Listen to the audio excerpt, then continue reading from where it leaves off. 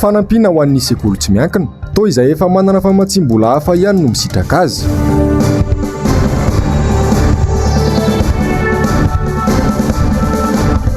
Fitifirana mpiasan'ny hetra milohy ny sindikany mpiasa. Alakamisy afafito ambin'ny folo ny volana novambra taona 2024 manatitra ny arahaba indray tompoko lahy sy tompoko vavy tonga soa ato anatin'ny fotoana ny fampalalam-baovao hamanasana mpanajana anaraka izany hatramin'ny farany.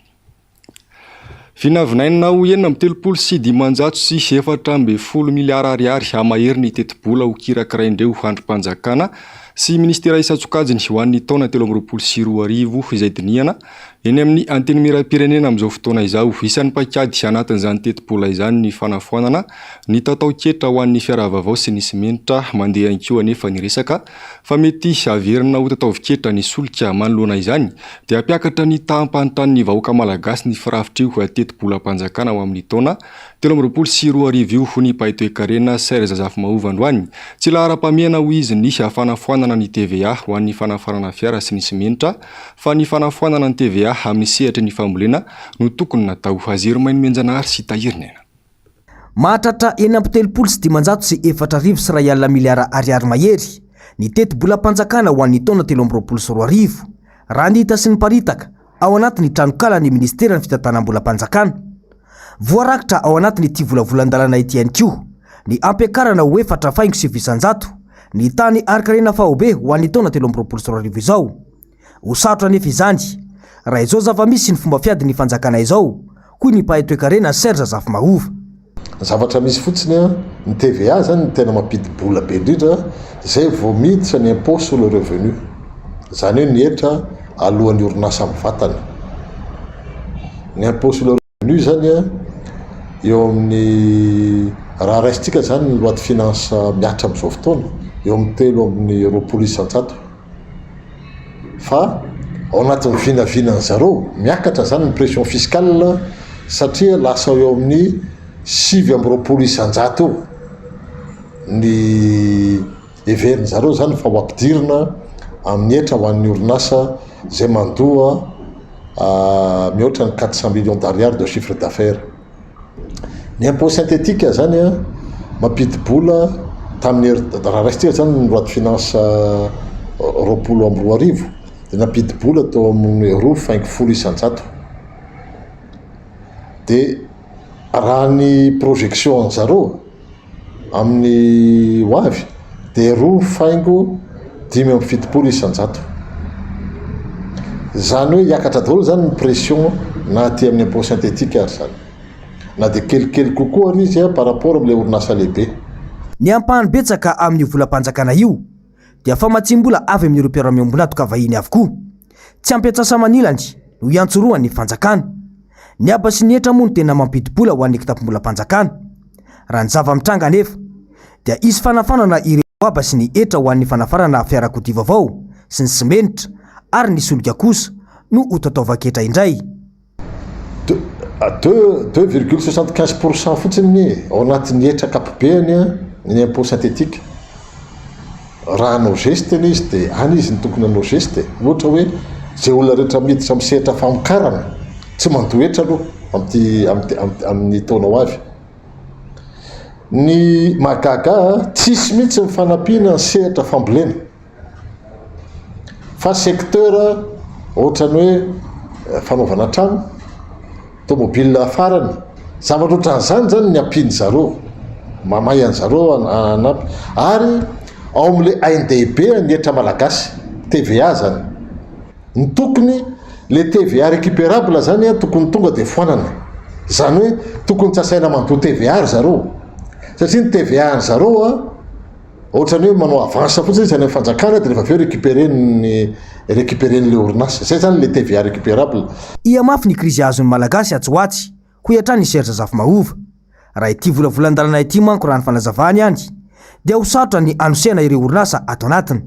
Rehefa misy ane zany foananao ohatra zany misy recette ny TVA zany foanana dia ny recette ny TVA zany tsy maintsy répercuté quelque part dia fijery koa azy aloha zany répercuté aty amin'ny orinasa mandoa impôt sur le revenu. Zay zany ny apahany lehibe zany hoe io le amin'ny teny frantsay le hoe amin'ny teny gasy koa ary mety miarana katso de amboitepina hoe on déshabille Paul pour habiller Pierre ozy mivasara ka le izy zany a za mahita hoe vao maiko sepitra aloha zany ny orinasa eto toerana. Mazava ny tanjon'ny fanjakana hoy ity mpahay toe-karena ity fa tsy ny anavitra ny toe-karena malagasy no tariketrany amin'izao tetim-panorona ho an'ny teti-bolam-panjakana ny taona 324 izao.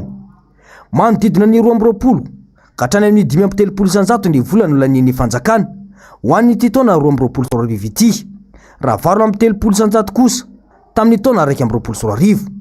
Mbola baraingo hafa mipetraka ihany koa anefa hoe nankaiza ireo vola tsy lany nandritra ireo roa taona ny sesy ireo ho an'ny taona 324 moa dia ny ministera ny teti-bola no lehibe indrindra ny valopina tokana ho azy 2 miliara ariary raha 7 miliara ariary no ho an'ny genie izay ikarakara fifidianana 470 miliara ariary kosa ny an'ny fanatanjahantena izay andray ny lalaon'ny nosy 7 miliara ariary ho an'ny fiadidinan'ny repoblika ary 5 miliara ariary ny an'ny primatura. Ankoatr'izay dia nahena ny isan'ireo mpiasam-panjakana ho raisina raha mitaha amin'ny volavolan-dalàna omban'ny teti-bola ho an'ny taona 2024 raha 707 sy ray alina tamin'izany dia 407 no sisa. Any Mahajangany kosa indray tsy misy manantena ity fitondrana ity intsony sy raha niponina ao Mahajanga araka ny fanadihadiana nataon'ny mpanao gazety ny MBS avy any an-toerana tsy mahafantatra ny tena laharam-pahamehana ny mpitondra hoy ireo mponina any Tsiprian'izay. Ny poitra indray ny fipetrana pôkaty no mifanjakana eto Mahajanga makasika ny tanàna vaovao eo tsy vita poitra koa no hafa indray ary teto Mahajanga dia maro ireo zavatra nampiantanana natao toy ny lalana efatra voa nefa dia tsy vita zany amin'izao fotoana izao tsy mahasarika ny olona izany fanitarana ny tanàna vaovao izany. Mety aminazy trano vaovao amboaran'izany la sisy le orinasa raha misy le orinasa mety am'le raha zany satria le madinika ny am'izao tena mampalahelo misy mangataka le mpangataka regny aza zao satria fa sy mahazo satria vary valinjato zao olo zaza madinika regny miasa mi mamvarovarotra manga tsy haiko ino dia tena mampalahelo misy zao satria le orinasa sisy de samy mivarotra hany agny de vavy za mivarotra mitako paty ino nefa naho raha za tokoa fa misy orinasa ry fa hoe sy haiko la amina ihany mako mandary nde mandary zany sisy mividy koa koordinindreo tsara lohandreo apiditra olona amin'ny tany zany satria iaraha-malamo Madagasikara antsika ty mbola atao hoe fanaleo tena nefa tsy hay hoe mbola misy ambadika ty tantara ty. Ny zavatra somary nagaga nefa treto rehefa nanangona taratasy ny fanjakana dia ny olona manana bulletin de paie ara-dalàna ihany no afaka misoratra anarana amin'ity tanàna vaovao ity. Misy tompony koa ve zany fa manahoana ny vahoaka madinika izay tsy miasa amina fanjakana na tsy miasa amin'ny privé izay tsy manana an'izany bulletin de paie zany. 95% gasy tsy miasa par mois raha ohatra zavatra tokony ho zarainao reo miteny zaraina bôjy le izy fa tsy hoe mbola mila bulletin de paiement. Olo miasa amin'ny lalana iny mivarotra manga ndraiky mivarotra fety misy bulletin de paiement fa olo jiaby samy manana vola tokony terenindreo teo izao no vola payena aminazy io par mois dia olo mangala. Raha ohatra raha io ataondreo ankolaka tsy ho zarana tsy omena olo dia fa tokony tenendreo hoe izy ty tsy amena nareo tsy manam-bola nareo tsy miasa par mois nareo tsy mpiasa fanjakana fa tsy olo mpanambonireo dossier andery nefa vola zavatra hafa koa tadiavin'ireo tonga ary tsy hitako ino hoe ino raha tiro atao amin'le raha zany. Olana asany anay hoy ireto olona reto hatrany fa tsy izany tanàna vaovao omeny fanjakana izany sokafy n'orinasa mba hiasany tanora malagasy mba hiasa amin'izao fahasarana mianjady lalina ho an'ny firenena izao. Fa nanao tatitra mahakasika ny asa natao tamin'ny taona 124 androany ny teo anivon'ny Bianco na ny Birao Maleo tena iadina amin'ny kolikoly tetsy Ambohibao na itapenany ny fitoroana voaray raha oharina tamin'ny taona 2024 raha ny tatitra trany hafitra Solaibe sy Mathieu Prince. Nahatratra 270 ny fitoroana tonga teny anivon'ny Bianco ny taona 124 araka ny tatitra nataon'izy ireo izay takiny lalàna 912 tsipika 420 momba ny tamberina andraikitra. Ireo misy ifandraisana amin'ny kolikoly ihany nefa no anokafan'izy ireo fanadihadiana. Mitotaly 803 araka izany ny fitambarana fitoroana na rahina fanadihadiana nandritra ny taom-piasana 124 724 ny nitonona anarana tamin'ny fitoroana, 320 kosa ny tsy nitonona anarana. Nandritra ireo fepitaona ireo dia 770 no antota taratasy nalefa teny amin'ny fitsarana. Mahatratra 820 ireo olona iahina, 320 ireo voasaringotra, 20 nahazo fampidirana ponjavojo maika ary 30 no eo ambany fanaraha-mason'ny fitsarana. Ny teo amin'ny sehatra ny fananantany sy ny manodidina izay ny tena nahitana fitoroana betsaka indrindra ka tranga fanararao-tapahefana avokoa no isehony.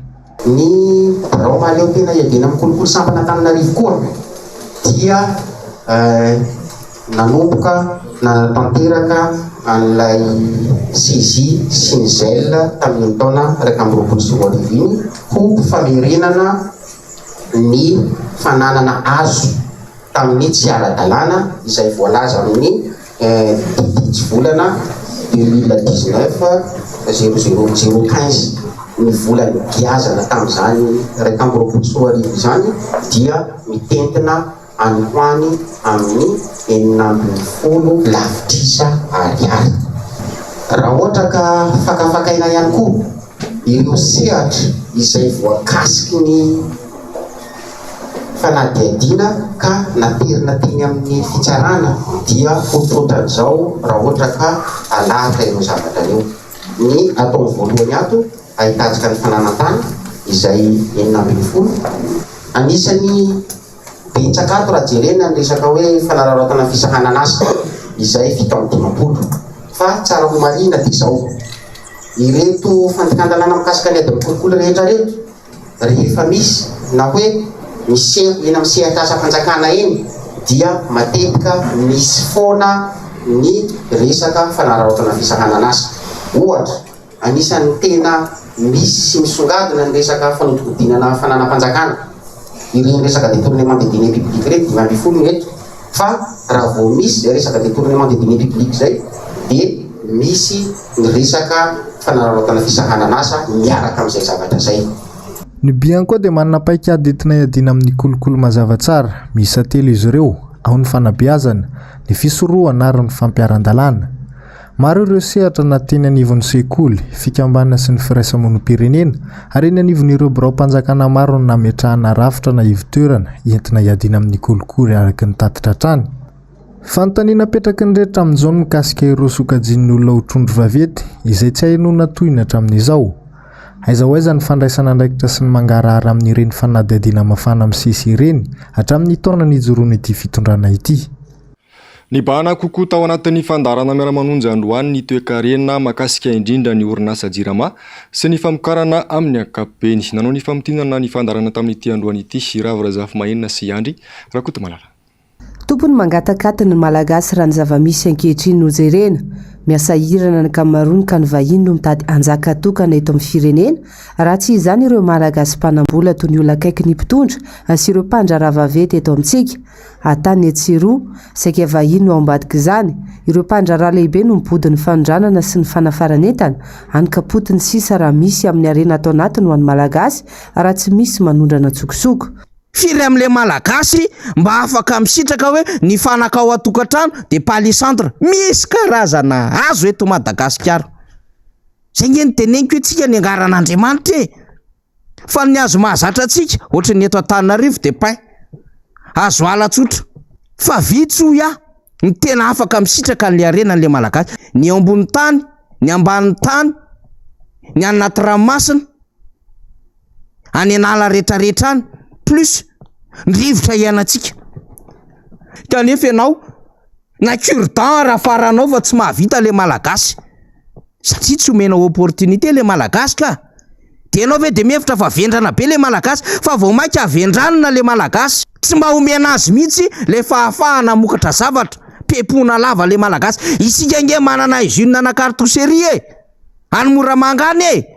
Maninona nahavita an'izany tamin'ny andron'ny président Dider Ratsiraka? Maninona tsy afaka mihoatra lavitra an'izany tsika? Ny sasany efa miketriketrika nukleara, mibandikely mba manao basy, vita gasy eto moa enjehana tsy fakahitana. Isika ve dia voatery manavatra maisy do nefa nikatsaka aiza? itasy ray manontolo iny. Izay lazain'ny filoham-pirenena etsy andany tsy misy tanteraka fa mizana ho sary ihany. Anisan'ny filazany fanangana indostria isaky ny faritra. Mazava ny ampamakafaka politika atao anaty fandaharana miara-manonja fa mbola nofy izany raha ny herinaritra matsy izany fotsiny nojerena. Fa tiantoka lava ny Andrírama izay sasatry ny miarina ary mbola omena fanampiana isan-taona. Vahaolana nefa misy eto amintsika saingy hodiny fanjakana tsy hita izany. Tokony havita zavatra tsika, tsisy ilaina an'izany mihitsy hoe ministera ny industrie zany. Deo moa tsika manao an'le tany ketsa industrial ty, tany ketsara industrial ty. Hoe district ray de industrie ray tsatika ohatra misy projet an'izany. Kina projet anaovanao industrie eto Madagasikara, ny herinaratra nge no bazin'ny industrie, ny herinaratra ao raha mampime. Zao sisan'olona vidiana en cotona. De ino varotany Jirama? Mampalahelo an'ile izy. Mila courant force rehefa hanao industrie vavety. Dikan'izay tsy maintsy mitrandraka herinaratra avy amin'ny rano itsika satria io ny aingana indrindra. Io no mora vidy indrindra. Ilainy zany. De mandehana ianao antany io teknisianina malagasy, ny ingénieur malagasy, fa aizany tany tsisy rian-drano, tsisy barazy, azo exploitena mamokatra herinaratra. Misy daholo. Inona ny tadiaviny sasany? Poteo le groupe Vartsilana ampidiriny Ravalomanana. Ataovy zay mahapotika an'io, tsy mahaparitra an'io 30-40 taona ozy président hery zay. Ataovy détaché pièce-n'io. Ataovy mihinana be io de miconsomme au lieu de 10 litres, lasa 15 litres. De inona am'izay? Tonga am'izay borisatroka menakavy. De mitondratondra groupe avahany. Nefa nanana moa nanana teo foana. De tiara zao mégawatt, zao kavialo, zao mégawatt. Fa arakarakiny nanaovana fifanarahana iny ve ny quantité livrena any amin'ny tokantrano rehetrarehetra any. Voaresaka tao anaty fandaharana miara-manonja ihany koa ny mahakasika ny fanamboarana ny arabe mikotana miazo any Tomasina. Takina trano mangarahara mahakasika ilay orinasa Egyptiana nanao ny asa sy ny tambiny ao ambadika. Lafim-baovao hafa tanteraka kosa indray nanao fanamarana mahakasika ny herisetra natao tamina mpiasan'ny etitra androany ny sendikan'izy ireo atetsy anosy melohina tanteraka ny fietsika tahaka ireny ary takina ny fanadihadiana ahafantarana ny marina hoy izy ireo. Avitra Solonaibe sy Mathieu Prince. Ny alatsinainy lasa teo ny trangana famonoan'olona mitapy-adinina tetsy Mahatsinjo Amerika Sinina. Vehivavy iray prakitra raha sy lehilahy iray inspecteur d'impôt no lasibatra tamin'izany. Nisy ny fanadihadiana natao ka von'olona ninina natao izany raha ny fampitam-baovao. Nijoro ary manohitra izao herisetra miatra manaina izao ireo sendika eo anivon'ny etitra. Manoloana ny herisetra mianjady amin'ny mpiasan'ny etitra noho ny fanatanterahana ny asa na mpandraketina anay izay tonga hatramin'ny fitifirana ka ny afara tamin'ny fahafatesany namanay ny alatsinainy teo dia melohinay tanteraka amin'ny fomba rehetra ny herisetra na mivantana na ankolaka indrindra ny fandatsahanaina atao amin'ny namanay na inona antony satria ny aina dia an'Andriamanitra ary tsy misy olona ambony lalàna na teratany io na vahiny. Takin'izy ireo tsy misy atakandro ny marina mikasika ny raharaha. Dia mitaky zahay ny poiran'ny marina sy ny fanafaizana ireo izay tafiditra ato anatin'ity raharaha ity na mivantana io na ankolaka. Izay nandray anjara tamin'izao famonoana izao ary anaraka akaiky ny fiafaran'ny raharaha zahay sendika. Mampatsiahy ny tompon'andraikitra ambony mba hijerena ny fiarovana ny mpiara-miasa eo amin'ny fanatanterahana ny asany satria dia asa sarotra ary miatra manaina amin'ny famoriketra nefa dia akina amin'ny fiainam-pirenena noho izany mila jerena ny mpiasan'ny etra sy tohanana. Mandry tsy lavo loha tanteraka ny rehetra ankehitriny na andro na alina. Miparitaka aoka izany ny fitaovam-piadiana mahery vaika izay tsy mbola fantatra mazava ihany koa hoe avy aiza iza no mamatsy azy ireo. Antony joroany malama na mahery lanto manandafy ny fiparitahany ireny fitaovana ireny eto amintsika kanefa izao izany emponja izao. Mila fandraisana andraikitra matotra sy entitra ny fitondram-panjakana manoloana izany satria miteraka tsy fandriam-pahalemana maro ny fiparitahany fitaovam-piadiana tsy fantam-piaviana ireny. Fa ankafaliana tanteraka no nandraisan'ireo mponina hankazo miriotra ny filomary Karavalomanana androany sendra nandalo Tao amin'ny tanàna io ny tena nisy akanosakànandreo vahoaka ka tsy maintsy nidina ny fiara nitondra azy toy izay ihany koa ny tao mandoto sy ny tao anjoma Ramartina ary ny tao miandro vazo dia nosakànandreo mponina satria ty resaka mivantana amin'ny Asin'Andriamalala sy Mano Randriamalala. Aza manakitsony ny ovo fitaka ianareo amin'ny fifidianana ho avy ho ny filomarika Ravalomanana raha ny fampitakosina tamin'ireo mponina tao Ankazo Mirivotra. Iverina revoaka zany zao ny fahefana amin'ny fifidianana dia tandremo indray mbola voafitaka ho loza indray manaraka. Vao naheno sisy ondresaka fa miantsena ao amin'ny tsinana Ankazo Mirivotra ny vahoaka tao an-toerana dia efa niandry ny filomarika Ravalomanana sahady ireo vahoaka tonga marobe.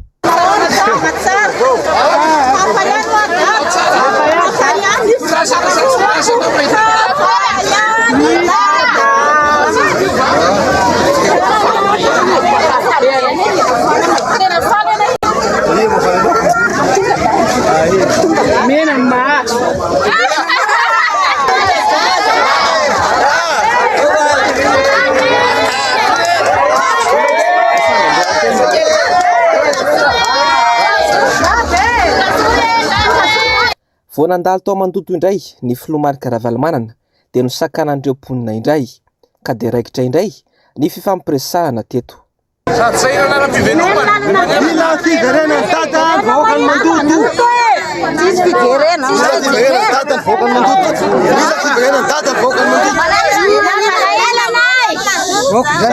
Zany tena mpamokatra zavatra azy hoan'ny olona. Sao metrapetraka tsisy mpividy tsisy mpanontany. Satria nahoana voalohany aloha tsisy fandriam-pahalemana. Tsisy. Faharoa le olona sahirana vidy ambiko na le semasy le sana. Fahatelo tsy mba misy vulgarisation. Lalana ratsy lekisy sy mianatra.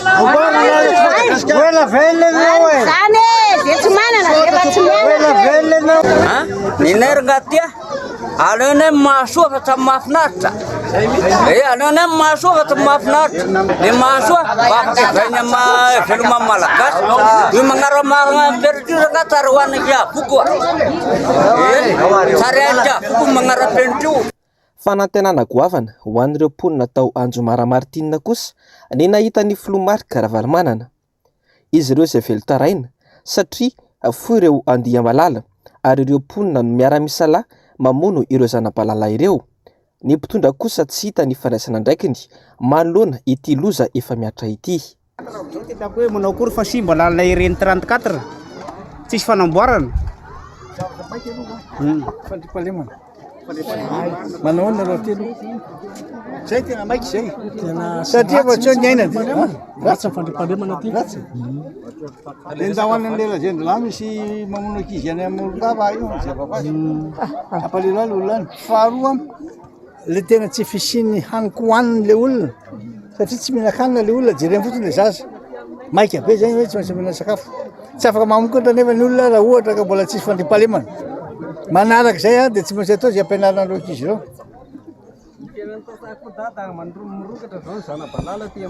Zany zava-doza koa zany avao. Ohatran'ny vao tsisy herinandro dia kijery fa be dia be taty mijaly le olona ireo.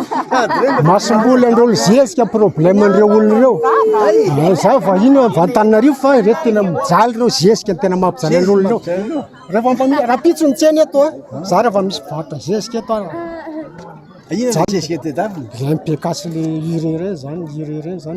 ny giady natao mahandro vazo indray ny delegasiona notarihan'ny filomarika Ravalomanana. Afaliana tanteraka ny nandraisan'ireo mponina azy.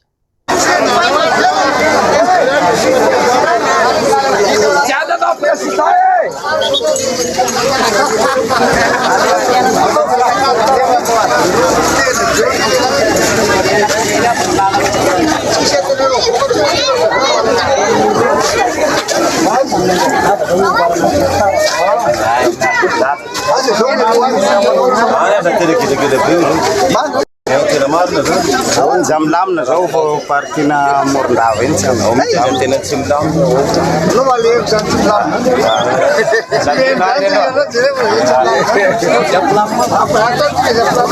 Ovina nisy fanamboarana farany le rana. Tamin'ny andro fitondrany dada namboarana farany teto ka. Zay io ndray izy io ratsy be io. Tena ratsy. Tena mifaritra ao atsimo zany anao tena simba. Verina nefa tena tsy milamina. Tamin'ny andronao zany nanaovana ny faritra. Tandre mara fitandro anao aveo ka tratsy eo. Ny andro valy zay hatramin'izay mbola tsy nanary anao. Hainao anie zany.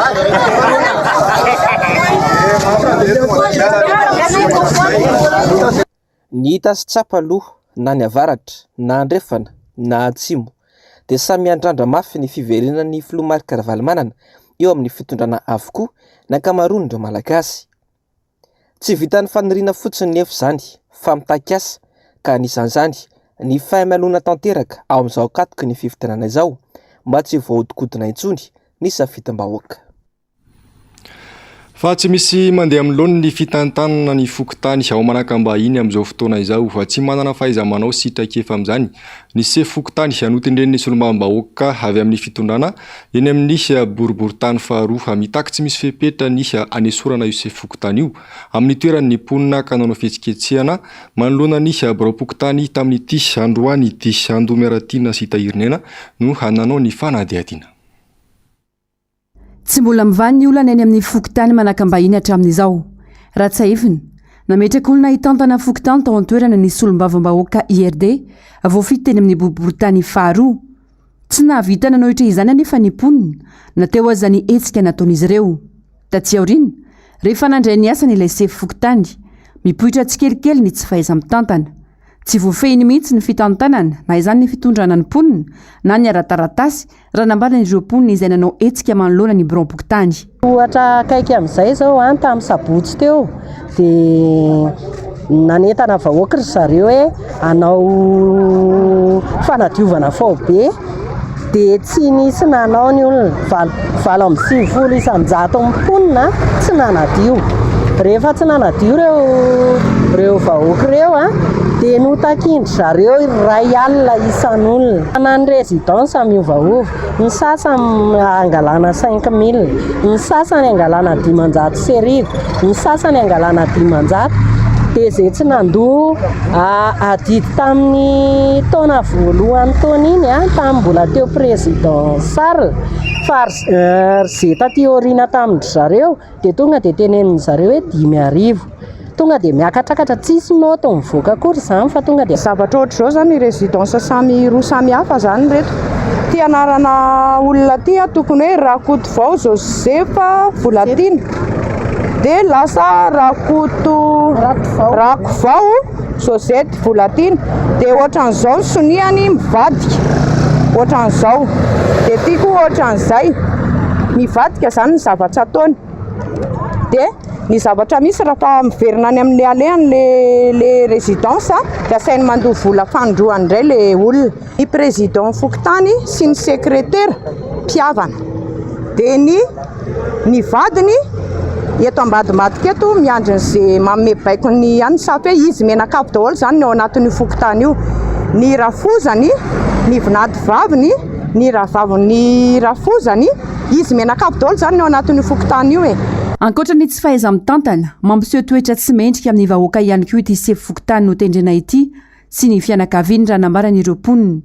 Tsy tsahatra anao hetsika fitakiana fa nesorana ny sefo fokontany ny mponina raha tsy miala tanteraka eo amin'izany toerana izany io olona voatondro io.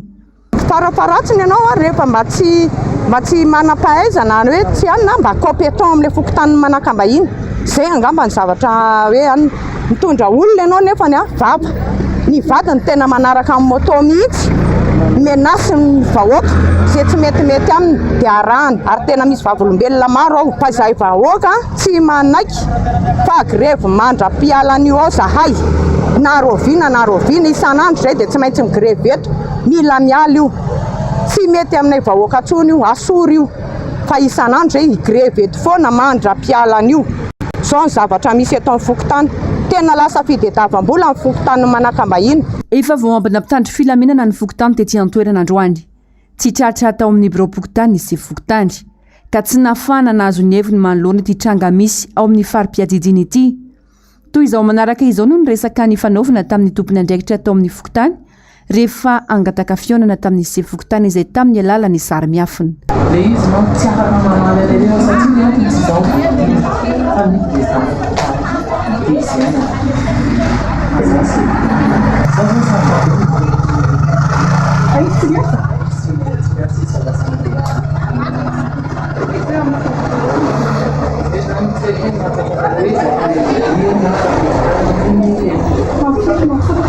amin'ny valo zay misokatra dia amin'ny raika amin'ny folo sasany mety dia amin'ny roa mivoa dia amin'ny efatra sasany mety mitony fandraisan'olona amin'ny fokotany manakambahiny na eo aza ny fihetsiketsehana ataony mponina na namafy izy ireo fa tsy sahatra hitokona raha tsy miala amin'ny toerana isy fokotany ka andrasana fanapahan-kevitra avy amin'ny solom-bavim-bahoaka avy amin'ny fitondrana na nendry izany olona izany tamin'ny fomba tsy manara-dalàna no mbola tsy mahay ny asany ihany koa tokony mponina ihany mantsy no misafidy sy manendry izay hitantana ny fokotaniny fa tsy tenjitendrena fotsiny araka izay tiana anaovana azy ka hitarika amin'ny zavatra tahaka izao izay manara-tsendrika ny fokotany.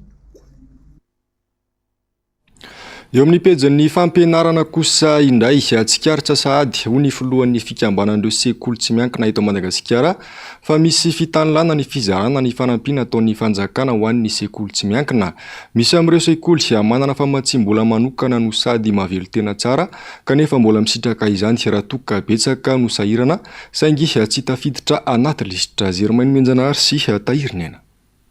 Ny sekoly tsy miankina no betsaka noho ny sekolim-panjakana eto Madagasikara. Hoy ny filohan'ny UEPM na ny Union des Écoles Privées de Madagascar androany. Ilaina hoy izy ireo ny fanampiana ho an'ireo sekoly ireo.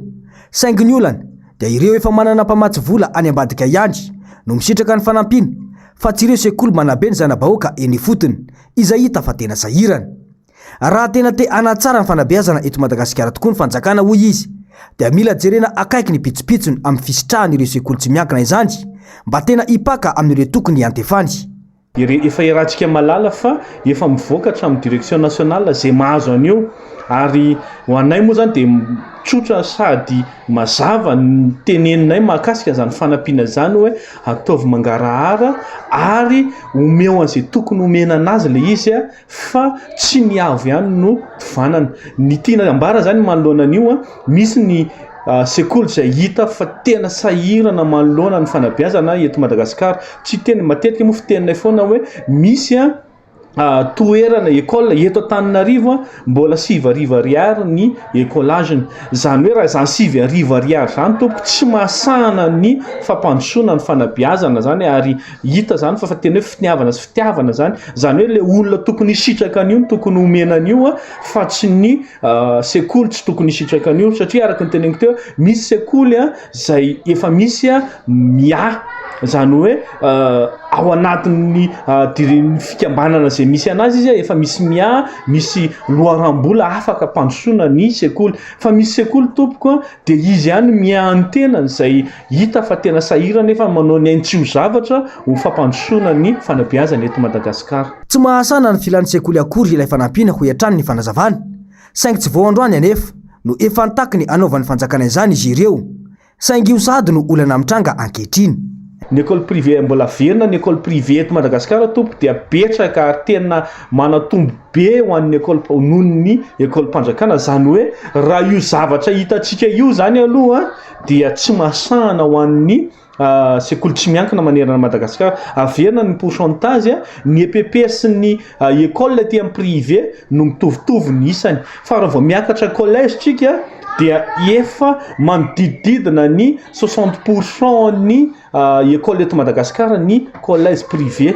Raha vao miakatra lycée tsika dia 70% ho an'ny fianarana eto Madagasikara ny lycée privé. Zany hoe raha ny zavatra misy moa zany dia tsy mahasana ho an'ny école privé zany ireo fanampiana ireo ary araka ny teneniko teo hoe raha ny tokony omena anazy zany no omena anazy dia izay ny vahaolana fa raha ohatra ka ho an'ny olona zay ho an'ny sekoly zay efa matanjaka no omena an'io dia tsy vahaolana le izy. tsara trany ny manamarika fa manodidina ny 5 alina no isan'ny sekoly mikambana ao anatin'ny UEPM amin'izao fotoana izao. Izay mandrafitra ny sekoly mpikambana manerana any Madagasikara. Fa nilanja sora-baventy vao maraina tetsy amin'ny fitsarana nosy Androany ny fianakavian'ny Tsoho ilay mpira tao amin'ny VSF na vavaka hira fiderana izay hanovonoana tamin'ny fomba feno bibina tetsy talata ny volonondry ny 20 novambra lasa teo fa mitaky ny ampiarana ny lalàna velona moa ireo fianakaviany avitra solon'lehibe sy Mateo Prince. Olona 4 no efa voasambotra amin'ny tirarana fatesan'ny Tsoho na Rabe Manatsoa Andriatina ilay mpira tao amin'ny tarika VSF. Vehivavy iray mpiara-miasa taminy ary lehilahy 3 hafa no nahavanana ny loza raha ny tatitra nataon'ny zandarmariam-pirenena. Von'olona nosaronana tao anatina lozam-pifamoivoizana ny tranga raha ny tatitra trany. Ny fotoana nandevenana ny Tsoho no hita ilay fiara golf izay nentiny ala tao an-tranony teny Nanisana raha ny fampitam-baovao. Misy amin'ireo findainy maromaro ihany koa tsy hita hatramin'izao. Niakatra teny amin'ny fitsarana Androany ny raharaha izay nilanjan'ireo fianakaviana sora-baventy ary nilazany fa tsy lozam-pifamoivoizana ny nanjony avan'izy ireo. Raha hoe accident tsotra le izy angamba tsy ahitana hoe tsatokantsy. Tsatoka zavatra maranitra moa zany tsy afaka mamaritra antsika hoe antsy ve le izy sa sabatra sa inona fa zava-maranitra 70 be zao no natsatoka tamin'ny vatany. Fa ao anatin'izay moa le anaky 9 voalaza io le tena lalina be.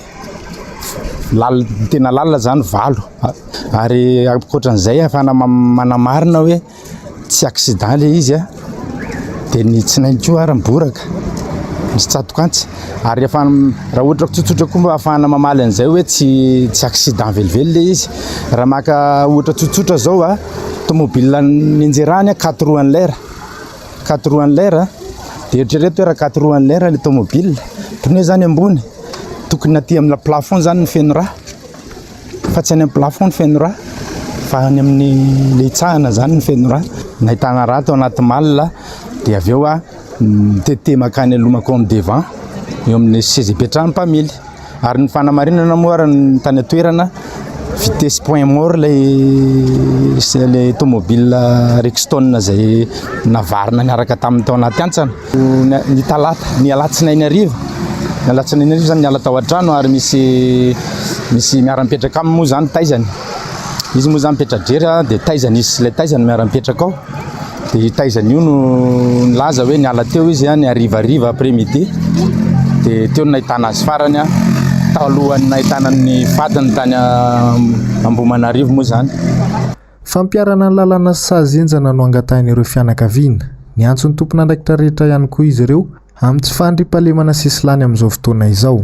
Fon'olona matsiravina ny fomba feno abibiana dia voalohany indrindra aloha zany fianakaviana dia miray fo ary miray ina amin'ny atao hoe fitadiavana ny marina ilay navandoza zany.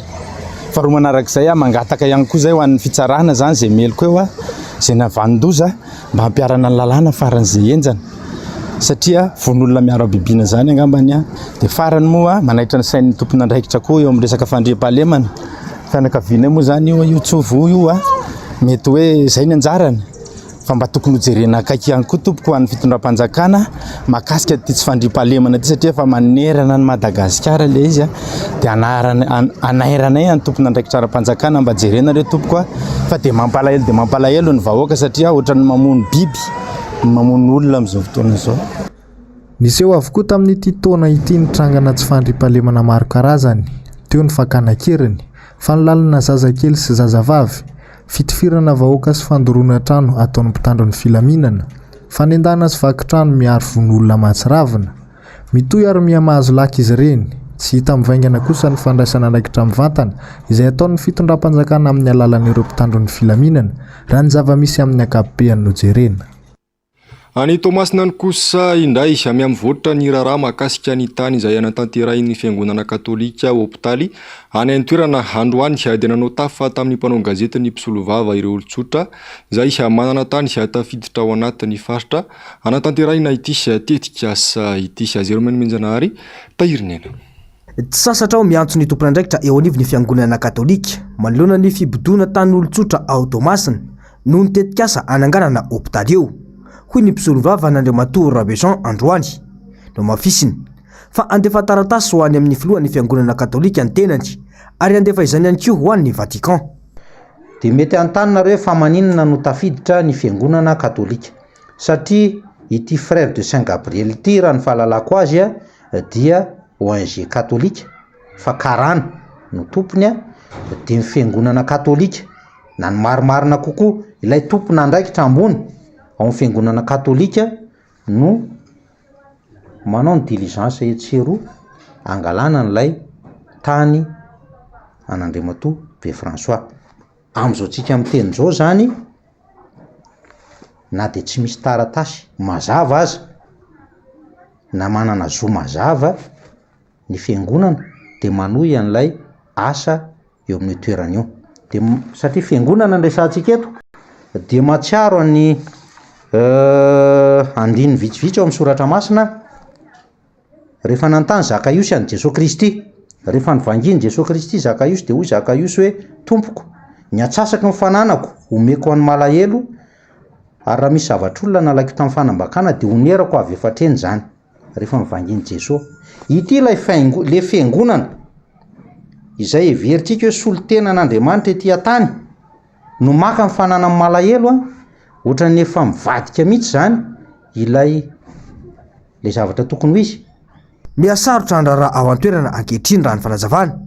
Efa nisy ihany koa fanelanelana nataon'ireo mpitarika fiangonana hafa ao an-toerana saingy tsy niova tamin'ny fanapahan-keviny ireo mpitantanana fiangonana ao Tomasina. Raha ny taratasy eo am-pelantanako dia niezaka nandamina an'io raharaha io ny fiangonana FJKM. Misy pastera maromaro nanantona an'ireo tompona ndraikitry ny fiangonana katolika any Tamatavy ireo fa tsy niabotira mihitsy ilay fampihavanana satria mitady lalana hialana trany le tompona ndraikitry ny fiangonana katolika. Manomana moa ny tenako ankehitriny taratasy ho alefa any amin'ny nonce apostolika sy any amin'ny fiangonana katolika any Roma hitarainana amin'io zavatra io satria ty zany le hoe le nantenaina anirina indray no mampivandravandra. Miantso ny filoam-piangonana rehetra arak'izany ity mpisolo vavay ity mba hijery akaiky izao raharaha izao. Na dia teo azy ireny zavatra ireny dia mitohy ihany ny fibodona ny tanin'Andriamatoa be François ataony sarotra ny teny hoe fiangonana rehefa miteny fiangonana mantsy ohatra miteny an Jesosy Kristy fa ataony ny lohandohany ao amin'ny fiangonana katolika. Zay ngamba no mahalaza azy. Efa hitanareo tamin'ny Facebook sy tamin'ny gazety hoe izy ireo olona voalaza anankiroa ireo, olona anankiroa izy any Tamatavy mba tsy dia hifanalana baraka loatra dia tsy ho teneniko eto le anarany. Tsy nisy fiovana ho ato eo fa vao may meratsy. Androany zao nahazo antso tamin'ny olona rovako hoe na dia ilay ledsi nambolenay azy ary metra efa misy voany ledsi na zay ara tsy mbola ninana efa andefasan'ny opera olona maka an'le ledsi eo toerana. Zay ny antso azoko androany. Akoatran'izay efa mananganangana trano hipetrahany mpiasa asana mpiasa anao an'le zavatra ho atao na hoe manangana trano mba ahitana hoe eto zay reto tompona ndraikitry ny fiangonana katolika reto na dia fantantsaza aza fa tsy tany zareo io tany hitoerany eo io. Raha tsy ahivina dia ny 27 ny volana janoary taona 2024 no nametrahany filoham-pirenena ny vaty fototra tao Tomasina momba ity tetikasa fananganana toeram-pitsaboana ity. Tafiditra tao anatin'io faritra anatanterana ny tetikasa anefa ny tanin'Andriamatoa Rabejean ka miteraka izao savorovory izao. Andrasana ny fivoarany raharaha. Vaovao mikasika ny mondial 2024 hasambany eo amin'ny tantarany mondial no isy mpitsara vehivavy mandritra ny lalao atao. Vaovao tsara ho antsika afrikanina ihany koa ny fisian'ny mpitsara vehivavy solotena mandritra ity fiadinan'ny tompon-daka maneran-tany ho an'ny baolina kitra 2024 atao any Katara ity. Ny Tsiprian'izay. Mahatratra 720 nisan'ny mpitsara iraisam-pirenena hitsarany mondial 2024 any Qatar manomboka ny alahady ho avy izao. Sambany tato anatin'ny tantaran'ny baolina kitra fiadinan'ny tompon-daka eran-tany no misy mpitsara vehivavy. Enina no isany ka ny 3 no mpitsara foany. Ireto avy ireo mpitsara vehivavy tsara foany: ilay teratany frantsay Stéphanie Frappard, ilay teratany rwandais Salina Mukasanga ary ilay japonaise Yashimi Yamashita. Stéphanie Frappard 23 taona, manana traika efa betsaka tao amin'ny diviziona faharoa frantsay, dia niakatra tao amin'ny Ligue 1 Super Coupe d'Europe taona 2012 ary nitsara ny Ligue des Champions tamin'ny taona 2012 teo. Yoshimi Yamashita 23 taona izy, efa nitsara ny Ligue des Champions d'Asie tamin'ny taona 2012. Mpampianatra fitness izy teo aloha saingy ny baolina kitra ny tena tiany. Ilay teratany rwandaise Salima Mukasanga 13 taona. Saika ho mpilalao basket professionnel izy talohan'izao nahampitsara iraisam-pirenena azy izao. Efa nitsara ny fiadinany amboarany Afrika ary vehivavy tsara iraisam-pirenena voalohany nitsara ny kanina ihany koa. Mbola misy mpitsara iraisam-pirenena vehivavy ihany koa saingy assistante dia ilay brésiliana Nueza Bak, ilay mexicanna Karen Diaz Medina ary ilay amerikanna Catherine Nesbitt. Ny sisan'izay kosa dia lehilahy avokoa. Rafitinina dia mahatratra 720 ny isan'ny mpitsara mandritra ity mondial tao an'ny Qatar ity. 13 mpitsara afovoany, 720 mpitsara mpanampy ary 420 miandraikitra ny VAR na ny assistance à l'arbitrage vidéo. Indray-mbava eo amin'ny maresaka iraisam-pirenena, nanaiky ny anaovana andrana vaksiny ho an'ny aretina Ebola tao an'i Uganda ny fikambanana iraisam-pirenena ho an'ny fahasalamana na ny OMS izany. Karazam-baksiny 3 no anaovana andrana amin'izany ka ny herinandro avy izao no anaovana ny faritra voalohany raha ny toe-karena indray. Izy fianano ny tany ari-karena fahobe na ny PIB any Royaume-Uni. Nanao ny angom-baovao Iravirazafy Mahenina sy Andry Rakoto Malala. Ao anatin'ny krizy ara-toe-karena goava ny Royaume-Uni ankehitriny, vokatry ny fiantraikan'ny Covid-19 na teo amin'ny tontolon'ny fizahantany izany na sehatra hafa, midina tsikelikely ny ari-karena fahobe na PIB any toerana. Henatra amin'ny iray faingo 400 izany ho antaona ho avy, ho ny ministry ny teti-bola Britanika Jeremy Hunt raha nanao tatra tamin'ireo parlemanta androany. Mandina 5 miliara livre sterling eo ny fitambaran'ny vola very raha ny vaovao hatrany. Eo amin'ny tontolon'ny fahasalamana kosa, manampaizana manokana ivelan'ny Uganda no misahana ny andrana vaksiny 3. Miara-miasa amin'ny fanatanterahana ny tsindrona kosa no OMS sy ny fanjakana Ugandais. Hatramin'ny 20 septambra teo, 550 maty ary 270 ny trangana Ebola izay hita voalohany tao amin'ny distriktan'ny Mubende. Amin'izao fotoana izao, mbola misy tranga ihany koa ao Jinja. Marina fa ny taona 17 no nahitana trangana Ebola voalohany tany amin'ny Repoblika Demokratika ny Congo. Ny taona 2014 no nahitana izany farany tao Uganda ary niverana ny volana septambra tany ho any. Mifindra amin'ny alalan'ny atsembohana sy nyrorana Ebola ary voantazo mahery mandoa ireo olona mitondra ny tsimikaretina. Maro kosa ireo firenena manao fizaham-pahasalamana ireo Ugandais tonga any aminy, vokatry ity aretina ity. Tapitra trainer ny fampalalambavao tompoko lasy sy tompoko vavy mankasitraka anao naraka izany. Hatramin'ny farany atony mahazatra moa dia ny fandarana ona marina, ny fandarana Global News sy ireo no arainao avetrany aorian'izao fampalalambavao izao. Soif de Vazance, io kosa ny lohatenin'ny horonan-tsary indray miseho atolotry ny ambiasaonao. Ho amin'ity androany ity ny sampana fampalalambavao hamamy fotoananao ho amin'ny rahampitso indray. Avelo maro tompoko.